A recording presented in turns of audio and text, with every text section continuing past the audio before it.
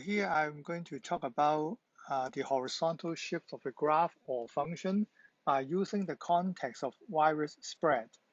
Let's see here is a curve representing the number of infections in a particular city, okay? And we expect that the virus will spread in a similar way in the second city next to it, but with a time lag of about 3 days. So let's see how we can describe the situation. We start with a particular day X, okay, in the second city. And our assumption is that the number of infection will be just like 3 days ago in the first city. So we look at the number of infection 3 days ago in the first city, but the product here at the point at the value X, to represent what would be the number in the second city. Okay, so this is xf of x minus 3. And let's see what it means when we change the day X, okay? And we can also trace it, right? To see basically it should be the same curve, right? But shifted to the right, okay?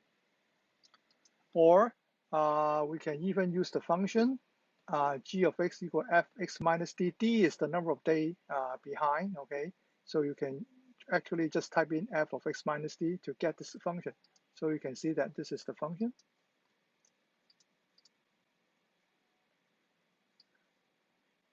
Okay. So if the number of days, okay, between is different, let's say it's just 2 days behind, then the function, or 1 day, okay, then the function will be closer. On the other hand, if you move it further away, okay, then that means there's a bigger gap between the two cities. And interestingly, you can see that when described this way, the function f of x minus 4, for example, okay, will produce a graph moving to the right, right? But it could be understood in this context, right? Why the graph is moved to the right, okay? It's just because the spreading in the second city is slower or later than the first city, okay? Now let me now show you briefly how we can draw this applet, okay? And so we can make use of a freehand shape or freehand function, which is very handy. And so you can just make any graph you like, okay?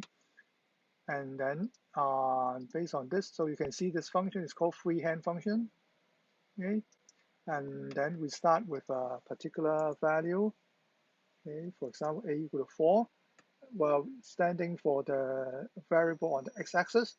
So at the same time, we can set a difference, okay? Maybe d equal to 3 as a number of days between.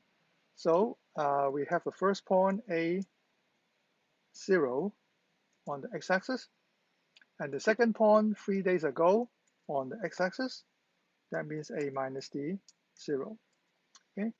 At the same time, we can mark the point here, which is the function value of x minus 3. And so we can label the point as a minus d, f of a minus d in the GeoGebra. Okay. And finally, we get the point back to the position above a. So what we should do is input a, f of a minus d. Okay. And basically, we have one more point. Okay.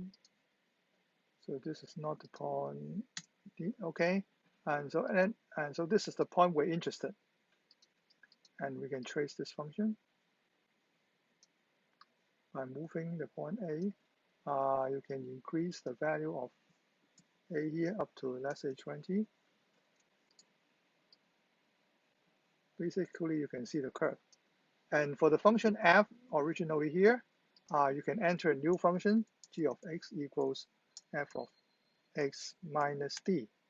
Okay, so that will be the curve that we have. And basically, you change the d, then you can see the shift at the same time. Okay, so this is the end of the demonstration.